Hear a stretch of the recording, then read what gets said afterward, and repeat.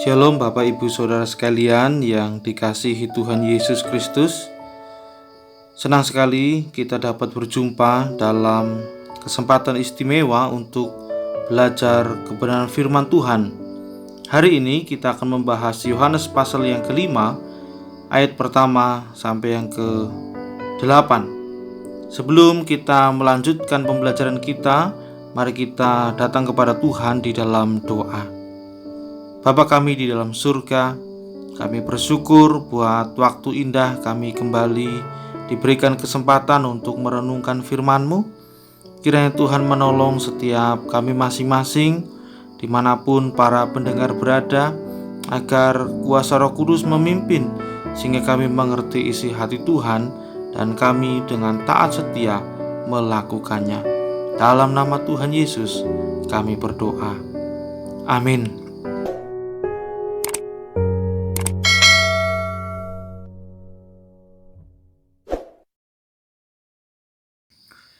Yohanes pasal yang kelima ayat pertama sampai yang ke-8, demikian bunyi firman Tuhan.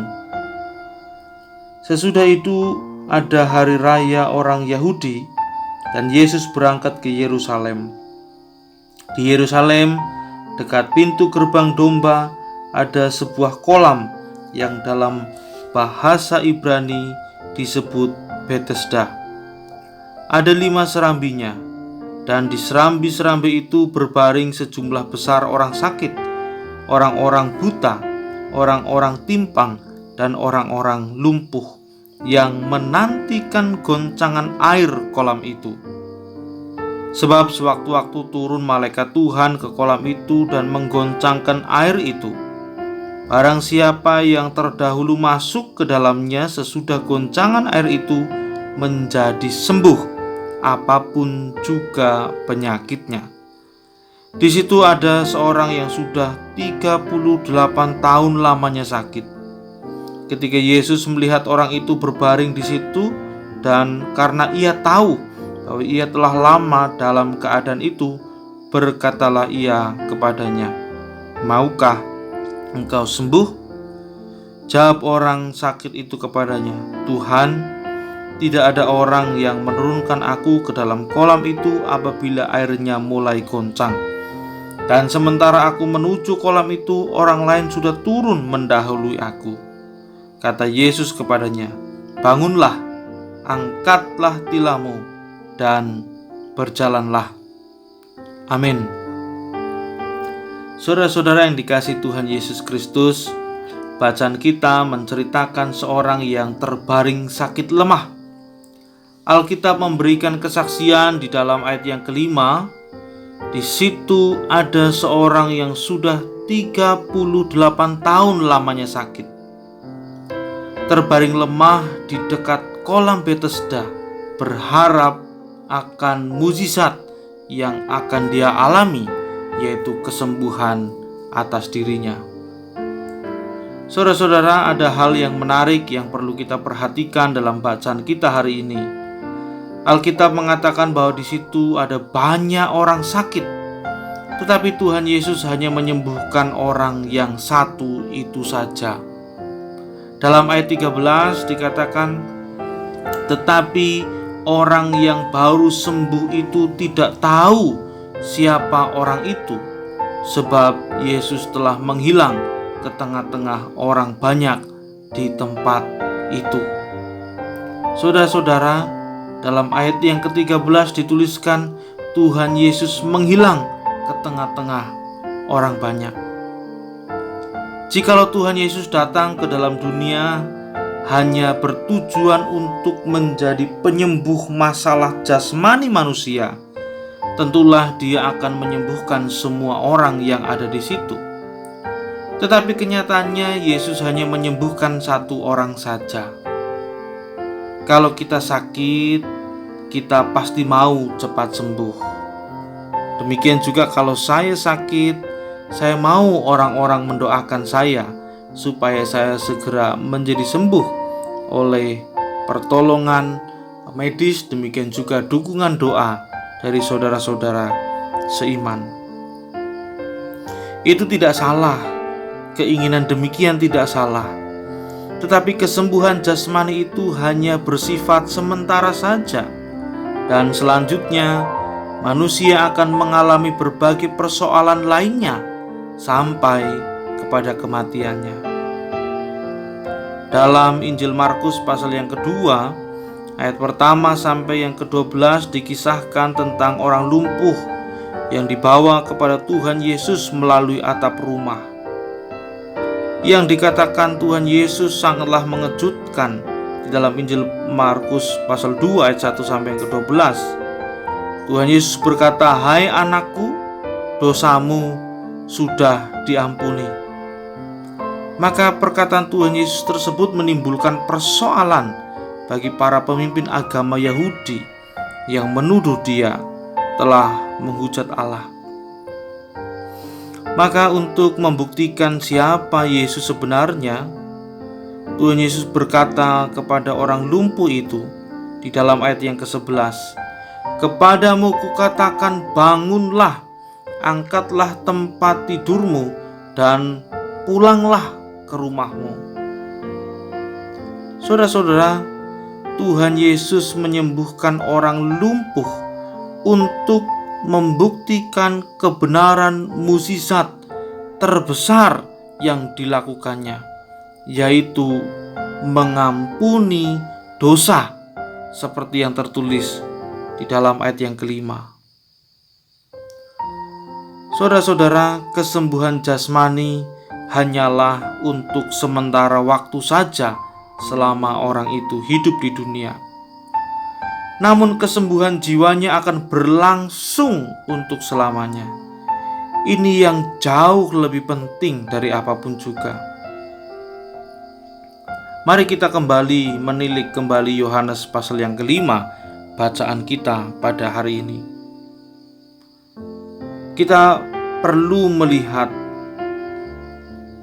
dan melakukan beberapa hal supaya kita mengalami kuasa Allah ganti kelemahan kita. Yang pertama, kita perlu mengakui kelemahan kita. Akui bahwa kita lemah. Orang yang sakit dalam bacaan kita siap mengaku kepada Tuhan Yesus bahwa ia terlalu lemah untuk turun ke dalam kolam. Di dalam ayat yang ke-7 dituliskan demikian, "Tuhan, tidak ada orang yang menurunkan aku ke dalam kolam itu apabila airnya mulai goncang. Dan sementara aku menuju ke kolam itu, orang lain sudah turun mendahului aku." Saudara-saudara, masalah kita adalah kita tidak mau mengaku bahwa kita ini lemah. Seringkali kita menutupi kelemahan kita di hadapan sesama, tetapi ketahuilah, kita tidak akan sanggup menutupi kelemahan kita di hadapan Allah. Jadi langkah pertama menuju kesembuhan dan juga kelemahan rohani adalah mengakui kelemahan kita di hadapan Allah. Setidaknya ada dua fakta yang tidak dapat kita sangkal ataupun hindari. Yang pertama, mari kita perhatikan dalam Yohanes pasal 5 ayat yang ke-14. Demikian bunyi firman Tuhan. Kemudian Yesus bertemu dengan dia dalam bait Allah, lalu berkata kepadanya, "Engkau telah sembuh, jangan berbuat dosa lagi, supaya padamu jangan terjadi yang lebih buruk." Penyebab pertama dari kelemahan orang itu ialah dosanya. Ini bukan berarti bahwa penyebab penyakit setiap orang adalah dosa. Akan tetapi dalam kasus orang itu memang demikian. Kita dilahirkan sebagai manusia yang sudah tercemar sifat dosa.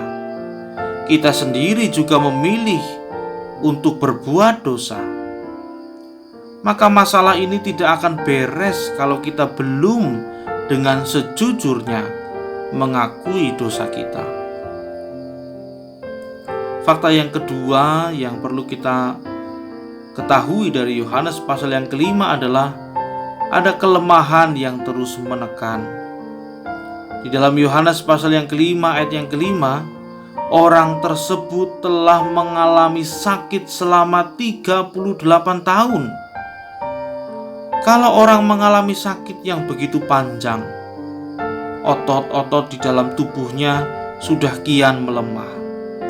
Tahun demi tahun dilaluinya dalam keadaan sakit, keadaannya akan semakin parah, bukannya semakin membaik.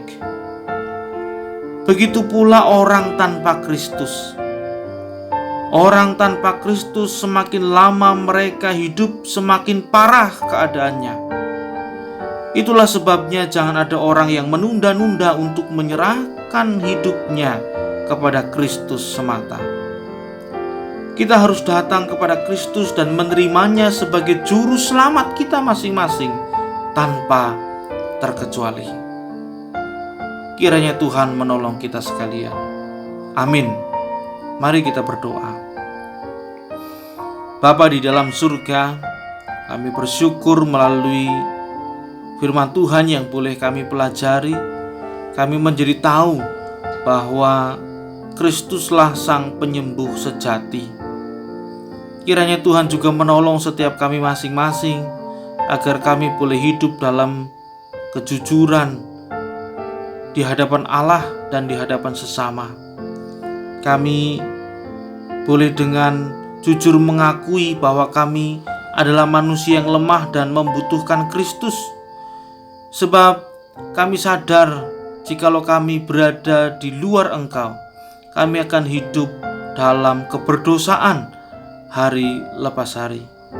Oleh karena itu berkatilah dan pimpinlah setiap kami, demikian juga para pendengar dimanapun mereka berada, agar boleh menjadikan Kristus sebagai penopang hidup mereka dan boleh mengakui setiap kelemahan kami, supaya Tuhan yang memimpin. Di dalam nama Yesus Kristus Tuhan Sang Penebus kami berdoa. Amin.